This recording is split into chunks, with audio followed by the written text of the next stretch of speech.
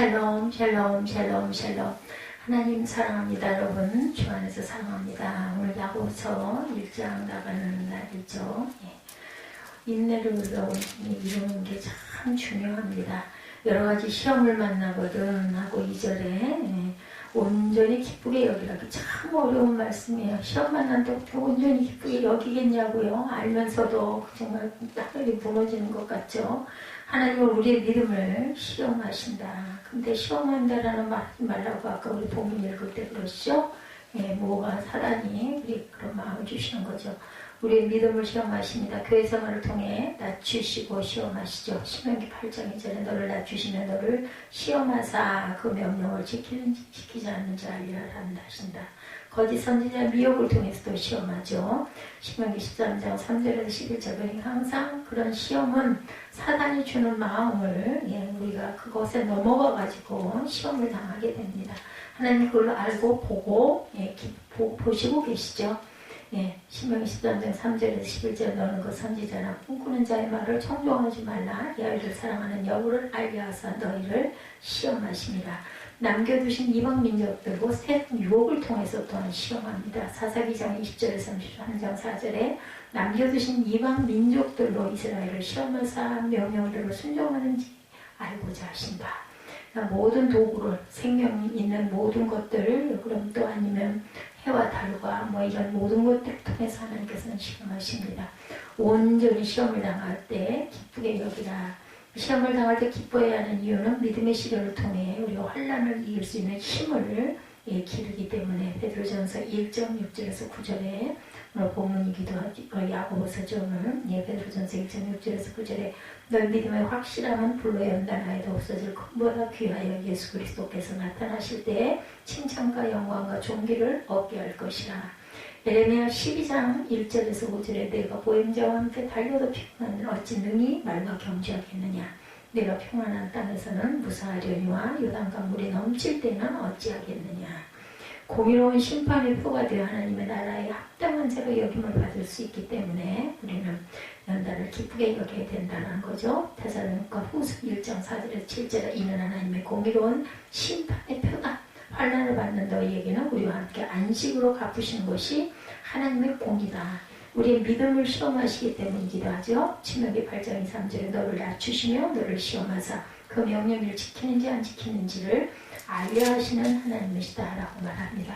인내를 온전히 이루라고 1장 4절에 히브리서 10장 36절에 인내가 필요하면 너희가 하나님의 뜻을 행한 후에 약속하신 것을 받기 위함이다. 로마서 5장 3, 4절에도 우리가 환난 중에도 즐거워하나니 이는 환난은 인내는 연단은 소망을 이루는 줄 알미라고 말씀하죠. 각 사람이 시험을 받는 거예요. 보면은 1장 14절에 낮추시고 시험하시죠. 하나님이 주시는 시험입니다. 마귀가 주는 시험은 결코 죽지 않는다고 미혹하죠. 그리고 또한 하나님이 주시는 시험은 거짓 선지자를 통해 시험하셔요. 믿지 않는 이방인 곧 세상 유혹 통해서 또한 시험합니다.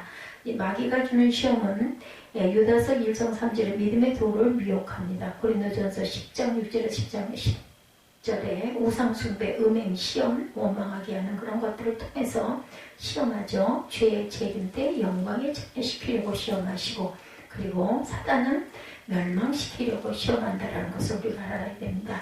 영혼을 능히 구원할 바한 마음에 심어진 말씀이라고 1장 21절에 하나님의 말씀을 믿는 자를 영혼의 구원에 이르게 하죠.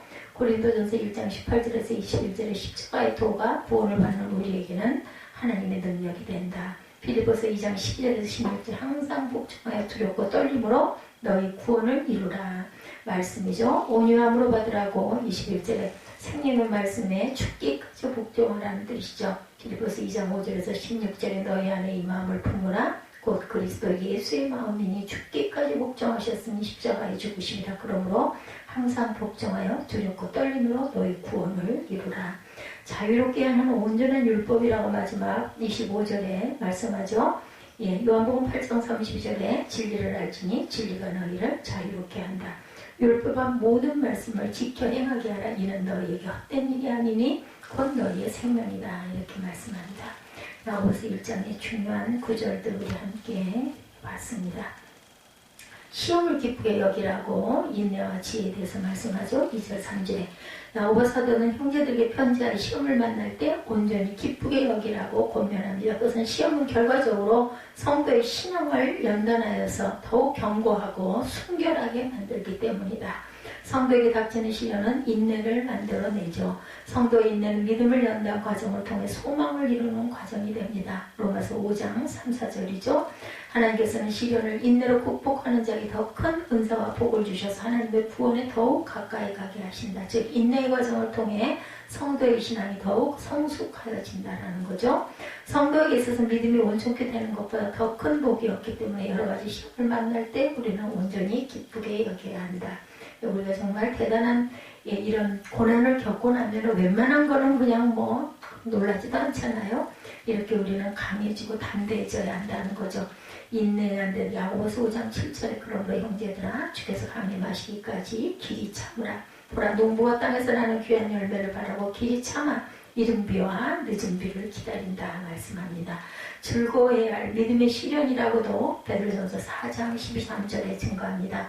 사랑하는 자들아 너희를 연단하려 오는 불식음을 이상한 일 당하는 것 같이 이상히 여기지 말고 오히려 너희가 그리스도의 고난에 참여하는 것으로 즐거워하라. 이는 그의 영광을 나타내실 때 너희로 즐거워하고 기뻐하게 하려 합니다. 영광과 존귀를 얻게 된 믿음의 시련이라고 베드로전서 1장 7절에 너희 믿음의 확실함은 불로 연단하여도 말씀하고 있죠. 그래서 불로 연단하여도 없어질 금보다 더 귀하다. 예수 그리스도께서 나타나실 때 칭찬과 영광과 존귀를 얻게 하기 위하시라 말씀합니다. 지혜를 구하라고 5절에 보면 말씀하고 있죠. 지혜를 구하라. 너희 중에 누구든지 지혜가 부족하거든 모든 사람에게 후히 주시고 꾸짖지 아니하시는 하나님께 구하라. 그리하면 주시리라. 지혜가 부족하거든 하나님께 구하여 받으라고 명합니다. 여기서 지혜는 영적 지혜죠. 신앙생활 중에 모든 시련을 인내로 극복할 수 있는 능력, 즉 성령의 지혜입니다. 하나님께 지혜를 구함에 있어 유념해야 할 것은 믿음으로 구하고 의심치 말아야 한다. 의심하면은 구할 수가 없어요. 그건 받을 수도 없습니다. 하나님께서 기도 응답을 주실 때 기도자의 중심에 믿음을 부어주시죠. 그러므로 기도하면서 그 응답에 대한 회의를 보는 자에게는 응답을 절대로 주시지도 않고 받을 수 없습니다. 이는 또 하나님을 무시하는 죄악이기도 하다. 예수께서도 병자들이 와서 병 고침 받기를 구할 때 내 믿음이 너를 구원하였다 말씀하죠. 이는 하나님의 응답을 받는 데 있어서 구하는 자의 믿음의 중요성을 교훈하고 계십니다. 성령의 지혜 고린도전서 2장 10절에 오직 하나님의 성령으로 이것을 우리에게 보이셨으니 성령은 모든 것 곧 하나님의 깊은 것까지도 통달하시느니라. 주를 경외함이 지혜라고 욥기 28장 28절에 사람에게 말씀하셨도다. 보라 주를 경외하니 지혜요 악을 떠나니 명철입니다. 욥기 28장 28절입니다. 세상의 헛된 자랑과 욕심의 해악성에 대해서 외모를 자랑하지 말아라 말씀하죠. 세상 사람들은 자신의 소유로 인해 자랑하기도 하고 열등의식을 갖기도 하죠. 그러나 하나님 앞에서 이러한 것들은 다 헛된 거다. 5절 위에 오직 믿음으로 구하고 조금도 의심하지 말라. 의심하는 자는 바람에 밀려 요동하는 바닷물결 같다. 이런 사람은 무엇이든지 죽게 얻기를 생각하지 말라. 두 마음을 품어 모든 일에 정함이 없는 자다. 낮은 형제는 자기 높음을 자랑하고 부한 자는 자기 낮아짐을 자랑할진 이는 그가 풀의 꽃과 같이 지나간다. 해가 돋고 뜨거운 바람이 불어 빨리면 꽃이 떨어져 그 모양의 아름다움이 없어지나니 부한 자도 그 행하는 일에 이와 같이 채워야진다라는 거죠. 우리는 그래서 겉모습을 보고 그것을 자랑하고 그것을 보고 부러워할 필요가 없습니다. 하나님께서는 사람의 외모를 보지 아니하시고 중심을 보시죠. 가난하다고 열등감을 갖거나 부자라고 해서 외적 조건으로 신앙을 초월하는 것을 그런 것들을 권면합니다. 세상에서 좋게 보이는 모든 것들은 풀의 꽃과 같다. 그리고 오래가지 못하고 사라질 것들이라는 거죠. 물질 중심의 사상에도 이런 것들을 우리가 부러워할 필요가 없다. 성도는 오직 주 안에서 주만 자랑해야 합니다. 가난한 자를 택하신 하나님이라고 야고보서 2장 5절에 내 사랑하는 형제들아 들을지어다. 하나님의 세상에 가난한 자를 택하사 믿음에 부유하게 하시고 자기를 사랑하는 자들이 약속하신 나라를 상속으로 받게 하지 아니하셨느냐 오죽하면 물어보십니다. 가난해도 주를 경외함이 낫죠. 창세기 15장 16절이죠. 가산이 적어도 야훼를 경외하는 것이 크게 부하고 번뇌하는 것보다 낫다. 그렇습니다. 정말 우리가 평강처럼 귀한 게 없다라는 생각을 합니다. 두려워할 줄 알아야 된다. 로마서 11장 20절에 옳도다. 그들은 믿지 아니함으로 꺾이고 너는 믿음으로 섰느니라. 높은 마음을 품지 말고 도리어 두려워하라 말합니다. 욕심으로 인한 시험이라고 15절에 시험에는 크게 두 가지가 있죠. 성도들의 믿음을 성장시키는 시련과 성도들을 범죄 피하여 실족하는 시련이 있다라고. 욕심이 잉태한 즉 죄를 낳고 죄가 장성한 즉 사망을 낳죠. 각 사람이 시험받는 것은 자기 욕심에 끌려 미혹된다라고 말합니다. 그렇기 때문에 속지 말라는 거죠. 온갖 좋은 은사와 온전한 선물이 어디서부터 위로부터 빛들의 아버지께서 내려오나니 그런 변함도 없으시고 훼손하는 그림자도 없으시다. 그가 그 피조물 중에 우리를 한 첫 열매가 되게 하시려고 자기 뜻을 따라 진리의 말씀으로 우리를 낳으셨다라고 말씀하고 있습니다. 사망을 위해 열매 맺는 육체의 정욕을 우리가 멀리할 줄 알아야 되죠. 사람이 시험에 빠지는 것은 자기 욕심에 미혹되는 것이라고 14절에 아담이 사단의 유혹을 받아 범죄케 되면서 피조물이면서 창조주 하나님과 동등하게 되려는 어떤 교만, 욕심 때문이죠. 그러므로 사람이 시험을 받을 때 하나님께 시험을 받는다고 하지 말라고 야고보 사도는 말합니다. 하나님께서는 성도에게 시험을 주시지 않고 변함없으신 삶으로 항상 구원과 은혜를 베푸신다. 우리가 육신에 있을 때에는 율법으로 말미암는 죄의 정욕이 우리 지체 중에 역사하여 우리로 사망을 위하여 열매를 맺는다. 로마서 7장 5절이죠. 또한 이제는 우리가 얽매였던 것에 대하여 죽었으므로 로마서 7장 6절입니다. 율법에서 벗어났으니 이러므로 우리가 영의 새로운 것으로 섬길 것이요 율법 전문에 묵은 것으로 하지 말아라. 옛사람에게 속한 욕심을 에베소서 4장 22절에 너희는 유혹의 욕심을 따라 썩어져가는 구습을 따르는 옛사람을 벗어버려라. 성령을 거스리는 육체의 소욕이라고 갈라디아 5장 17절입니다. 육체의 소욕은 성령을 거스르고 성령은 육체를 거스리는 이들이 서로 대적함으로 너희가 원하는 것을 하지 못하게 하려 한다. 경건생활의 덕목에 대해서 온유한 마음을 가져라. 21절이죠. 그러므로 모든 더러운 것과 넘치는 악을 내버리고 너희 영혼을 능히 구원할 바 마음에 심어진 말씀을 온유함으로 받으라. 너희는 말씀을 행하는 자가 되고 듣기만 하여 자신을 속이는 자가 되지 말라.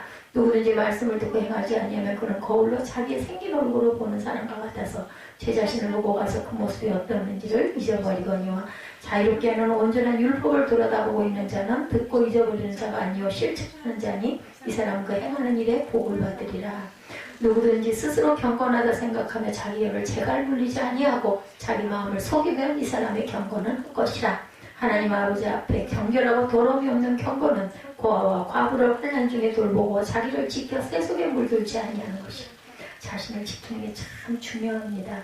우리가 새 속에 자꾸 물이 들죠. 그래서 직장생활을 오래 하면 사람이 너무 파산적으로 변한다. 그런 얘기들이 그래서 나오죠. 하나님께서는 완전히 거룩하신 분이므로 의분을 내실 수 있지만 인간은 아무리 합당한 이유로 인해 분을 내도 범죄에 빠질 수밖에 없다. 바울은 사람들이 사나우며 조급한 것이 말세에 보통 하는 때에 일어나는 현상이라고 말합니다. 성도는 모든 더러운 것과 악을 버리고 하나님의 말씀을 온유함으로 받아야 된다. 분냄의 결과 갈라디아서 5장 20절에서 21절이죠. 우상 숭배와 주술과 원수 맺는 격과 분쟁과 시기와 다툼이라고 말씀하고 있습니다. 분쟁과 시기와 다툼이다. 갈라디아서 5장 21절이죠. 투기와 술 취함과 방탕함과 또 그와 같은 것들이라 전에 너희가 경계한 것까지 경계하는 이런 일을 하는 자들은 하나님의 나라를 유혹으로 받지 못한다라는 거죠. 분냄과 당짓는 것과 분열함과 이단과 투기와 술 취함과 방탕함과 그와 같은 것들이라. 분을 내면 죄를 짓게 되죠. 에베소서 4장 26절입니다. 분을 내어도 죄를 짓지 말며 해가 지도록 분을 품지 말고 마귀에게 틈을 주지 말라. 분을 내게 되면 마귀에게 틈을 주는 거죠. 도를 듣고 행하라. 22절이죠. 경건한 생활을 위해서는 하나님의 말씀을 듣고 행해야 된다. 진리의 말씀을 행하지 않으면 마치 제 모습을 거울로 보는 것 같이 거울을 떠나면 곧 잊어버린 것과 같아서 경건은 헛된 것이다. 말씀을 듣고 순종하여 행할 때에만 비로소 진리를 확실히 알게 된다는 거죠. 바리새인과 서기관들은 하나님의 말씀을 많이 알고 가르치기도 했지만 행하지 않으므로 외식적인 가증한 죄를 범하죠. 지키면 복이 있다라고 시편 119편 2, 3절에도 야훼의 증거들을 지키고 전심으로 야훼를 구하는 자는 복이 있도다. 참으로 그들은 불의를 행하지 아니하고 주의 도를 행하는도다.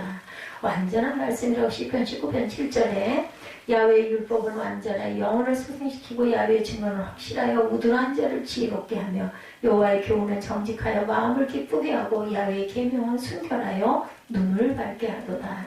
정결한 경건에 대해서 마지막 절 20절에 말씀하죠. 과와 과부를 돌보는 것이라고 말하죠. 야고보사들 하나님 앞에 정결하고 더러움이 없는 경건은 고아와 과부를 돌아보고 자기를 세속에 물들지 않도록 지키는 것이다. 즉 자신에게 하나님의 말씀으로 죄악의 요소들을 제거하고 이웃에게는 마음과 물질로 사랑을 베풀어야겠다. 도움을 필요로 하는 이웃에게 실제적인 필요를 채워주는 것은 하나님 사랑의 가장 구체적인 표현이다. 그래서 그냥 천주교에서 이런 그런 섬김 같은 걸 굉장히 많이 하죠. 어디 돕는 일, 고아원이나 양로원이나 이럴 때 가가지고 봉사들을 많이 합니다. 예수께서는 물질이 있는 곳에 마음이 있다는 말씀으로 구제의 중요성을 강조하십니다. 정욕을 버린 삶이라고 디도서 2장 12절에 우리를 양육하시되 경건하지 않은 것과 이 세상 정욕을 버리고 신중함과 의로움과 경건함으로 이 세상에 살고 그리스도의 교훈과 말씀에 우리가 유념해야 된다. 디모데전서 6장 3절이죠. 누구든지 다른 교훈을 하며 다른 말 곧 주 예수 그리스도의 말씀과 경건에 관한 교훈을 따르지 아니하며 이렇게 말씀하고 있습니다. 성도는 시험을 당할 때 하나님께 지혜와 능력을 구하여 인내로 극복할 줄 알아야 되겠다. 또한 죄악의 근본인 마음의 욕심을 버리고 오직 말씀을 듣고 행함으로 경건한 삶을 실천하고 가야 된다는 거죠. 말씀을 듣기만 하고 행치 않아서 자신을 속이는 어리석음에 빠지지 말고 자신을 성결하게 지키고 이웃사랑을 실천하여 하나님 앞에 정결하고 도름이 없는 경건을 쌓아가라. 행함이 없는 믿음은 죽은 믿음이라는 거죠. 오늘 본문 야고보서 1장 21절에서 25절 말씀이죠. 너희는 말씀을 행하는 자가 되고 듣기만 하여 자신을 속이는 자가 되지 말라. 누구든지 말씀을 듣고 행하지 않으면 그는 거울로 자기의 생긴 얼굴을 보는 사람과 같아서 제 자신을 보고 가서 그 모습이 어땠는지를 곧 잊어버리거니와 자유롭게는 온전한 율법을 들여다보고 있는 자는 듣고 잊어버리는 자가 아니요 실천하는 자는 이 사람은 그 행하는 일에 복을 받을 것이다. 하나님과 주 예수 그리스도 종 야고보는 널리 흩어져 있는 12지파에게 문안하느라 1장 1절이 이렇게 시작하죠. 야고보서의 저자는 의심할 것 없이 세베대의 아들 야고보, 요한의 형제 야고보입니다. 예수님의 동생 야고보도 있죠. 이게 요한의 형제 야고보입니다. 야고보서는 기록 연대는 AD 37년에서 39년 사이 사도 야고보가 사도행전 12장 2절에 목배임 당하기 이전에 기록했을 것이 분명하겠죠. 만약 바울이 히브리스를 AD 36년에 기록했다면 야고보서는 두 번째 순서 신약책이 된다는 겁니다.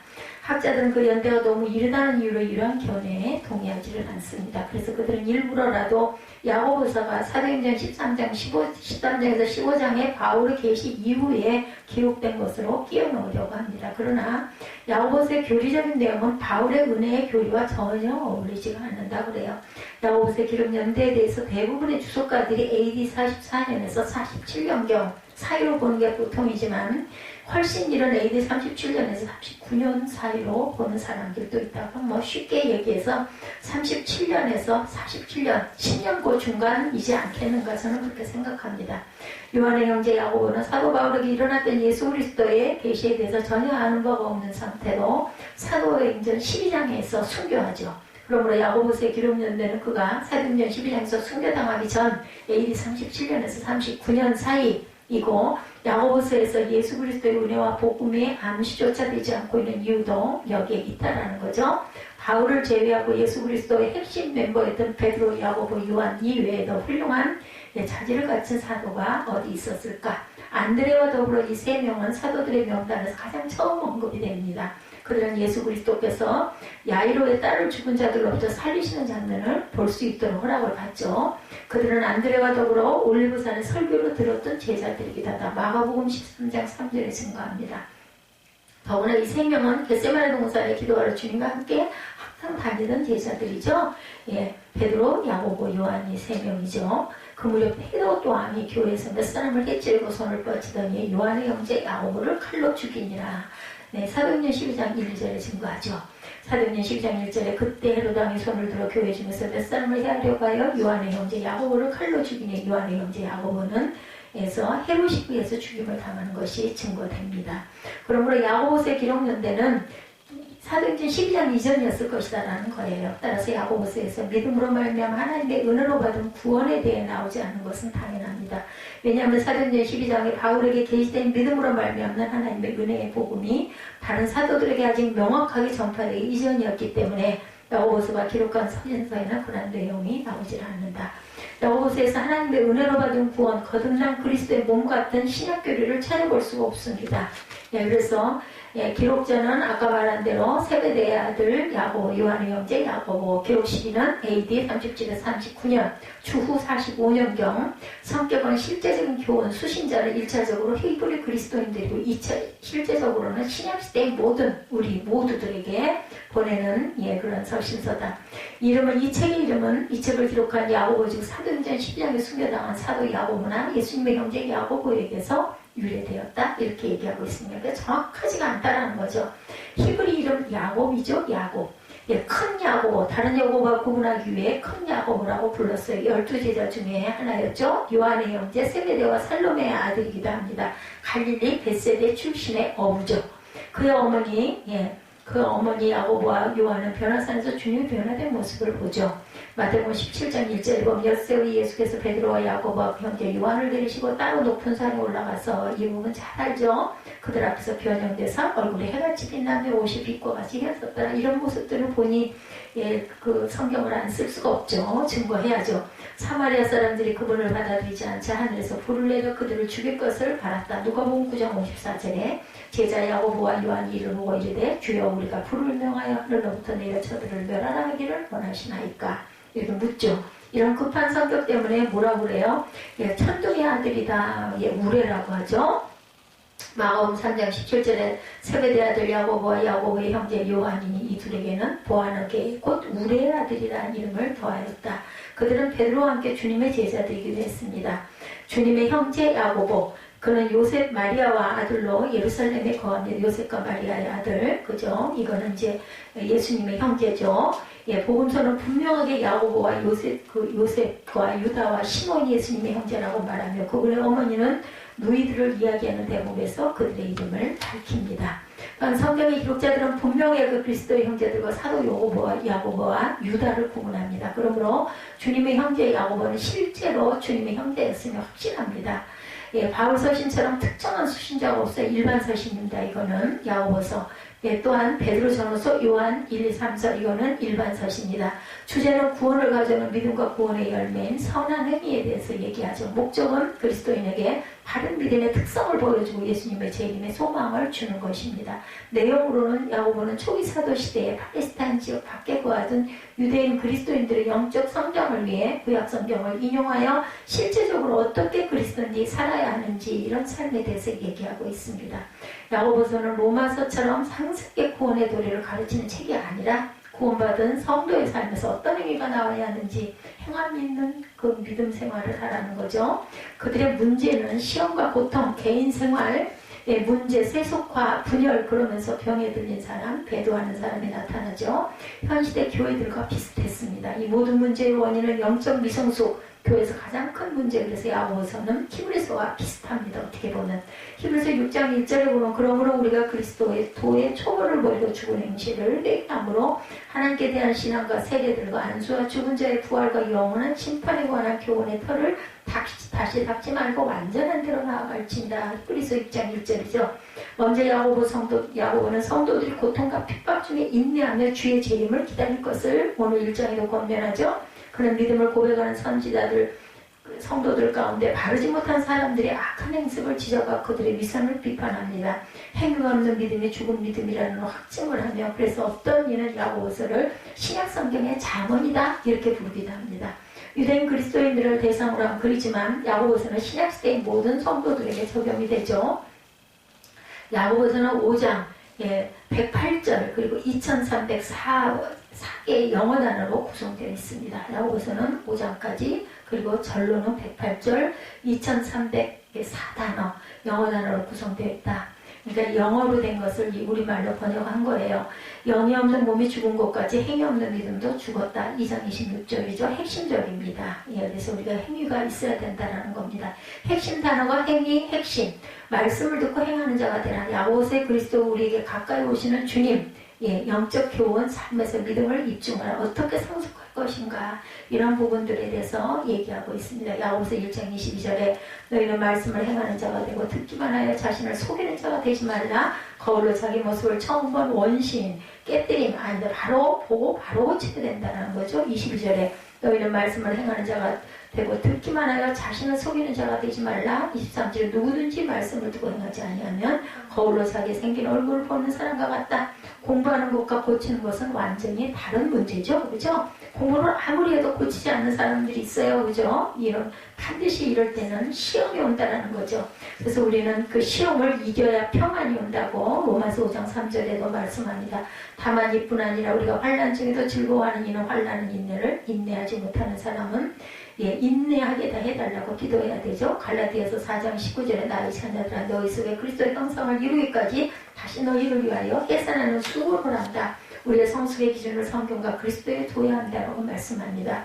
에베소서 4장 13절에도 우리가 다 하나님의 아들을 믿는 것과 아는 일이 하나가 되어 온전한 사람을 이루어 그리스도의 장성한 분량이 충만한 데까지 이르리니 나이와 성숙한 다른 문제, 교회 연수와 성숙도 마찬가지. 우리 모두 성숙한 그리스도인이 돼야 된다. 나이하고 이런 건 아무 상관이 없어요.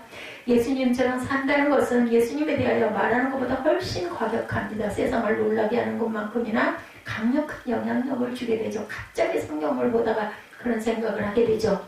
오늘 제가 택한 본문 야고보서죠. 초대교회의 행함을 강조했던 사람. 근데 야고보서가 히브리서 다음에 나오는 것이 의미가 있습니다. 히브리서는 소위 믿음장이라고 불리는데 사실상 야고보서는 행동장입니다. 이렇게 볼 수가 있겠죠. 마틴 루터는 야고보서를 지푸라기 서신이라 폄하했습니다. 왜냐하면 그가 로마서를 읽다 회심하고 난 후 진정한 신앙은 하나님의 의를 믿는 것임을 그는 또 확신했기 때문에 루터는 행함이 문제가 아니라 은혜를 받는 게 진짜다라는 거죠. 당시 로마 교회는 하나님의 의와 믿음보다 어떻게 행위로 구원을 받고 보상받을지를 강조했고 하나님의 은혜가 아닌 인간의 노력으로 구원을 얻으려고 했었어요. 로마 교회들이. 그런 루터의 눈의 행위라는 것은 이중적이고 바리새인적인 율법으로 비하하게 바라보였던 거예요. 그런데 행함 있는 믿음이 중요합니다. 히브리서는 고난을 참는 믿음의 선진들의 이야기가 나오죠. 또한 믿음으로 순교한 사람들의 이야기도 나옵니다. 당시 박해시대를 사는 사람들에게 믿음을 지키는 것이 얼마나 중요한 일인지 모르죠. 그래서 초대교회의 믿음을 지키기 위해 죽어가는 사람들이 영웅처럼 받들어지죠. 일부러 순교의 자리를 찾아오는 사람들도 있었다고 합니다. 믿음을 지키는 것은 정말 위대한 일입니다. 그런데 야고보서는 어쩌면 한 걸음 더 나아가는 것 같아. 정말 믿음이 있다면 믿음을 지키기 위해 죽는 것보다 믿음대로 살아가는 것이다 라고 말합니다. 그러므로 야고보서 기자에게 행함이란 하나님의 은혜를 무시하거나 의로 구원받는 것을 거부하는 것이 아니고 하나님의 은혜를 받았다면 은혜에 합당한 삶을 사는 것이 진정한 믿음이다. 오늘 본문 22절이죠. 말씀을 행하는 자가 되고 듣기만 하여 자신을 속이는 자가 되지 말라. 말씀대로 행하지 않는 자는 자신을 속이는 것이다. 이렇게 말합니다. 이 말씀을 우리가 오해하지 않도록 해야지. 로마서 10장 10절에 사람이 마음으로 믿어 의에 이르고 입으로 시인하여 구원에 이르느니라. 믿음이 들음에서 나는 것도 사실이고 우리의 마음으로 믿어 의를 얻는 것도 사실이죠. 우리가 입으로 신하여 믿음으로 확증할 때 구원에 이르는 것도 맞죠. 그렇지만 듣기만 하는 것에 문제가 있습니다. 듣고 믿고 신하는 것이 행함으로 이어지지 않는 것은 자신을 속이는 것이라는 거죠. 행함으로 구원을 얻은 것은 아니지만 행함으로 온전한 신앙을 이루어가는 거죠. 오늘 본문은 아주 흥미로운 표현을 하고 있습니다. 23절에서 4절에 누구든지 말씀을 듣고 행하지 아니하면 그는 거울로 자기 생긴 얼굴을 보는 사람과 같아서 제 자신을 보고 가서 그 모습이 어땠는지 곧 잊어버리거니와 행하지 않으면 그 믿음이 무엇이었는지 곧 잊어버린다는 거죠. 우리가 많은 경험을 합니다. 말씀을 듣다 말씀을 보다 기도하다 우리의 마음이 뜨거워지고 감동이 되죠. 그런데 그 뜨거움이 행동으로 이어지지 않으면 식어버려지고 잊어버리게 되는 거죠. 시간이 갈수록 점점 희미해져. 그래서 뭐라 그래요? 성령 충만, 재충만, 계속 충만해야 된다. 이런 말을 하게 됩니다. 충만해지게 되면 우리 양심의 가치가 오기 때문에 잘못한 행동을 할 때 이러면 안 되겠다. 이런 마음을 먹게 되죠. 그리고 고치게 됩니다. 말씀을 듣고 행하지 않는 것은 바로 그렇죠. 거울을 보고 돌아서서 그 모습이 어땠는지를 잊어버리는 것과 같다라는 거죠. 우리 얼굴을 들여다보다가 내 머리 생김새도 잊어버린다는 거죠. 말씀을 듣고 행동한다는 것은 마치 우리가 믿는 믿음을 프린트하는 것과 같다. 새겨지는 거죠. 행동으로 기록되는 겁니다. 결국 하나님의 역사 가운데 기록되는 많은 사람은 믿었던 사람들이 아니라 믿는 대로 살았던 사람들이 아니겠나. 우리나라의 선교 역사에서 우리는 참 위대한 선교사들을 많이 보죠. 그들은 부르심을 받고 이 땅에 조선이었다고 그랬지. 그때는 지금은 한국이지만 대한민국이지만 행동한 사람들입니다. 참으로 위대한 사람들이 여기에 복음을 전했고 많은 사람이 고통을 당하고 죽기까지 오기 싫었을 것 같아요. 하나님의 은혜와 하나님의 부르심이 아니면 어떻게 이 조선이라는 땅, 알지도 보지도 못한 땅을 왜 오겠어요? 말도 안 통한데, 그죠?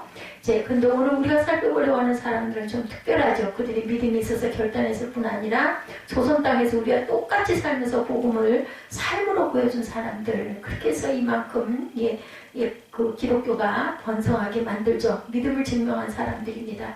선교사들은 조선의 낯선 토착 언어와 문화, 종교, 풍습의 시행착오를 겪을 수밖에 없었겠죠. 이를 극복할 수 있었던 것은 선교사들에게 보여준 사랑의 실천으로 우리 지금 아프리카 오지에서 그래서 그렇게 같이 살면서 그들을 변화시키는 선교사들이 참 대단한 분들이죠.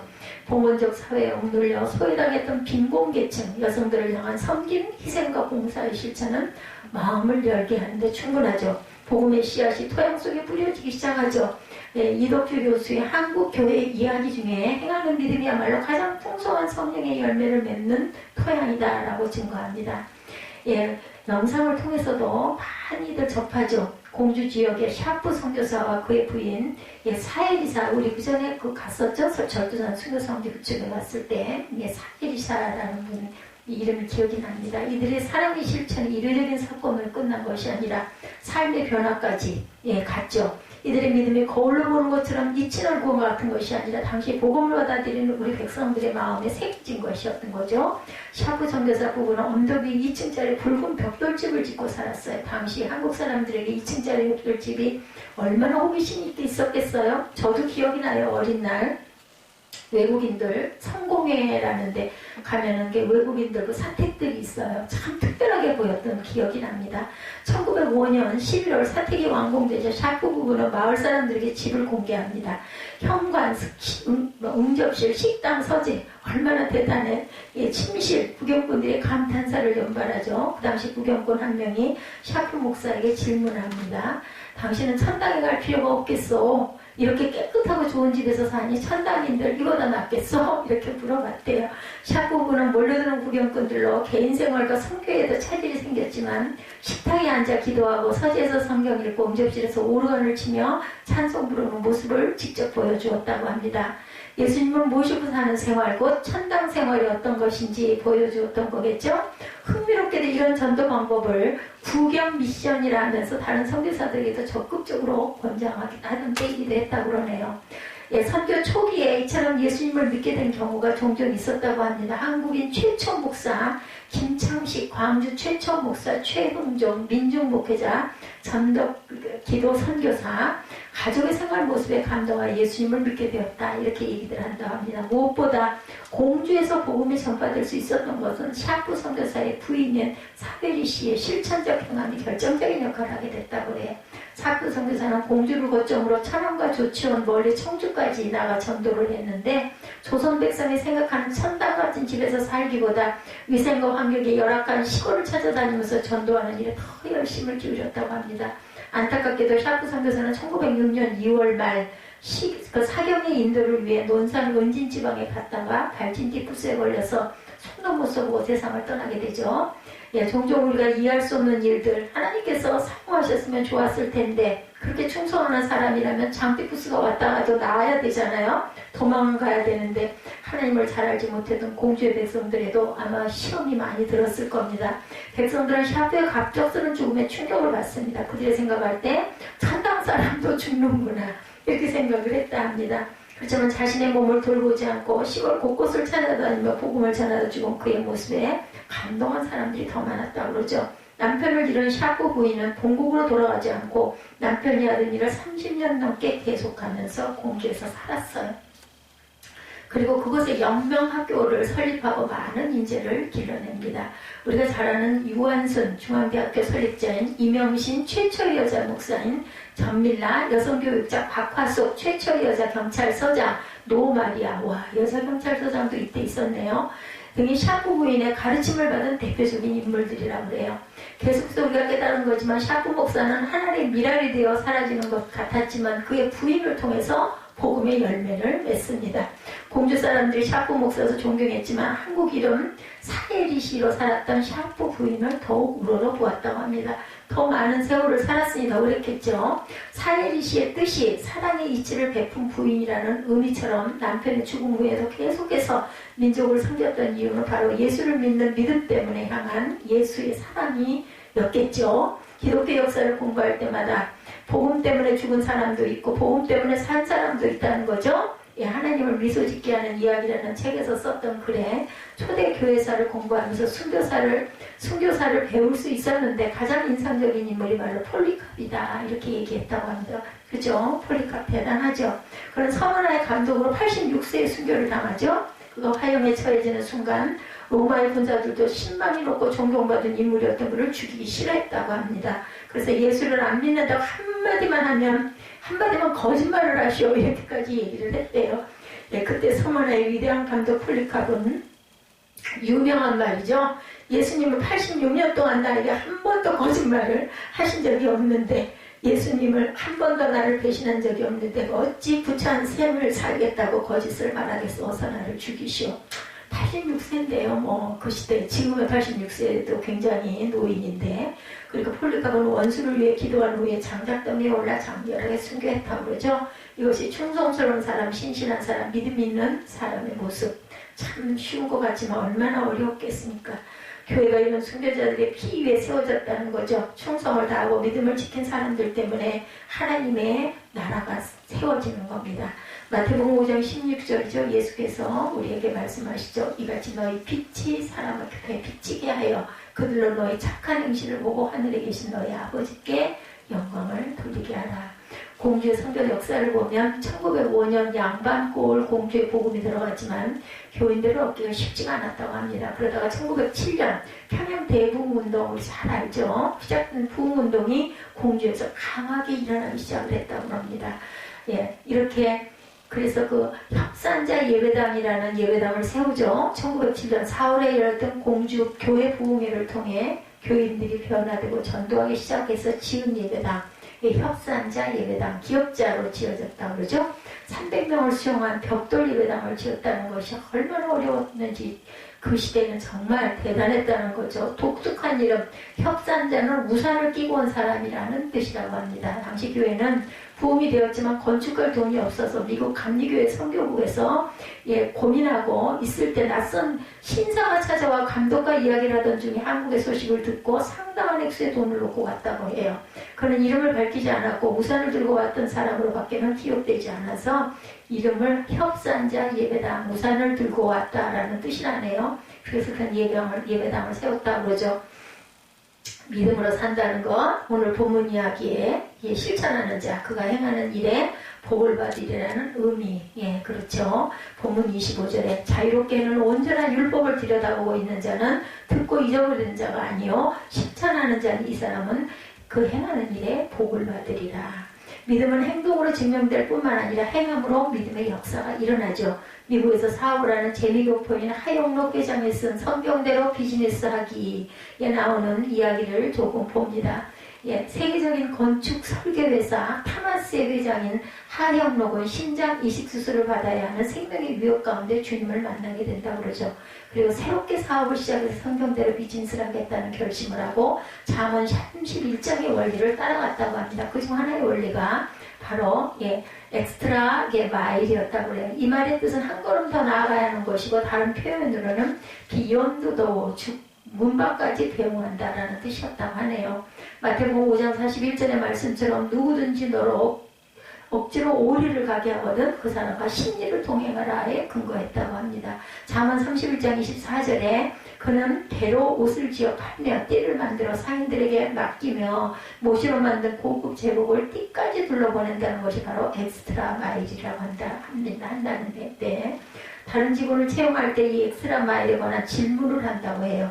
예를 들어서 당신은 회사에 일을 할 때 엑스트라 마일을 실천한다는 것이 어떤 것이라고 생각합니까? 그러면 미국인들이 대개 이렇게 대답한다고 합니다. 맡은 일을 끝내기 위해서 늦게까지 일할 수 있습니다. 그게 엑스트라 마일이라고 생각합니다. 그렇지만 만일 고객에게 일을 부탁받은 프로젝트의 마감일이 내일이라면 그 일을 끝내기 위해 밤을 새우는 일을 엑스트라 마일이라고는 할 수는 없다는 거죠. 당연히 해야 할 일을 하는 것뿐이기 때문에. 그 다음 이 경우 엑스트라 마일은 무엇인가? 손해를 보면서까지 해주라는 게 아니라 성경 구절에 나오는 때와 같은 거죠. 예를 들어 애인이 커피가 마시고 싶은데 커피 한 잔 사다 줄래? 했을 때 어떤 사람은 정말 커피만 사다 줍니다. 그런데 어떤 사람은 커피와 같이 먹을 수 있는 쿠키도 사다 주는 게 바로 엑스트라 마일이라는 거죠. 고객은 커피뿐 아니라 쿠키까지 곁들여온 엑스트라 마일을 반복해서 받으면 어느덧 마음이 열려 신뢰하게 된다. 애인의 마음을 얻기 위해 쓰는 연인들의 마음으로 고객을 대하는 것이 중요하다는 거죠. 이 땅에 복음을 살았던 사람들의 삶을 보면 이런 생각을 합니다. 엑스트라 마일을 간 사람들이다라는 거죠. 성경을 믿기에 성경대로 살아간 사람들, 그러니까 오리를 가자면 심리를 가고 속옷을 벗어달라고 하면 겉옷까지 벗어주는 그러한 그 엑스트라 마일이죠. 국내 선교팀들은 영명학교를 돌아보며 작은 야산에 잠들어 있는 선교사들의 무덤을 봅니다. 영명 동산에 잠든 선교사들에 대한 간단한 기록, 공주 지방에서 활동하던 34명의 선교사 중에 샤프 선교사와 선교사 자녀 4명이 영명동산에 잠들어 있다고 그러네요. 또한 샤프 선교사는 1904년 갓 결혼한 아내 앨리스와 함께 공주에 부임하죠. 오두막집에서 신혼살림을 시작하면서 선교활동을 하죠. 벽돌을 짓고 기술자를 불러와 직접 집을 지었다고 그래요. 그래서 부인 앨리스 선교사는 1906년 미국으로 잠시 귀국했다가 1908년 다시 공주에 들어와서 여성교육에 앞장을 서서 유한순을 양녀로 삼아서 선교육을 주도하는 30여 년의 활동을 합니다. 이렇게 해서 우리나라 3.1운동의 그 명맥이 되죠. 테일러 선교사의 딸 에스터가 나이가 6세였었다고 그래요. 1911년에서 1916년 풍토병으로 사망을 합니다. 아버지 테일러 선교사는 1916년에서 1922년까지 공주 지방 감리사로 활동을 하죠. 이렇게 많은 선교사님들이 그 공주에 묻혀 있다고 합니다. 이들은 하나님의 법을 듣고 잊지 않고 가슴에 새겨서 그것을 행하다 죽은 사람들, 선교사님들이 정말 실천하는 사람들이죠. 그들이 죽어서 그들의 무덤이 믿음이 무엇인지를 강력하게 보여준다고 그러죠.